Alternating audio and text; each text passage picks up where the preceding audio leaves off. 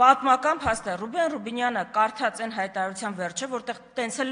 դեմ ենք անկախությանը ձևակերպում մենք չհանդիպեցինք, դրա համար ձեր սրտերը հերքելուց ավելի հեշտ բան չկա, ես կարդամ այդ հայտարարության սկիզբը, 1988 թվական, երբ որ ցույցեր էին տեղի ունենում, որն էր Դաշնակցության պահանջը, Լեռնային Ղարաբաղի ինքնավար մարզի հայության տագնապը ծանրակշիռ տարողություն ստացած է եւ դարձած է տագնապը ողջ հայության իմայր Հայաստան եւ իսփյուռս աշխարհի։ Հայ ազգային քաղաքական 3 կուսակցություններս սկզբեն ի վեր սերտ հետևողականությամբ մեր ամենօրյա մտահոգությունների առարկա արած ենք այս տագնապը եւ միասնական կեցվածքով մեկեն ավելի անգամներ համասփյուրքյան չափորոշներով արտահայտած մեր ամբողջական եւ անվերապահ զորակցությունը Ղարաբաղի եւ Հայաստանի ժողովրդին եւ անոր արդար դատին, որուն վերջնական լուծումը կտեսնենք Լեռնային Ղարաբաղի միացումը Խորհրդային Հայաստանին։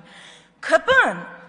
3 կուսակցությունների դիրքորոշումը, որը ասում էր Ղարաբաղը պիտի միացվի Հայաստանին, ներկայացնում է որպես Հայաստանի անկախությանը դեմ դիրքորոշում։ 88 թվին դուք պատկերացնում եք, ես 10 րոպեանոց ելույթներին էլ կանրադառնամ, բայց որ այս ստերը մեկընդ միշտ բան անենք։ Ես հիմա ներկայացնում եմ 3 նկար Դաշնակցության պաշտոնաթերթից 1991 թվական սեպտեմբերի 20։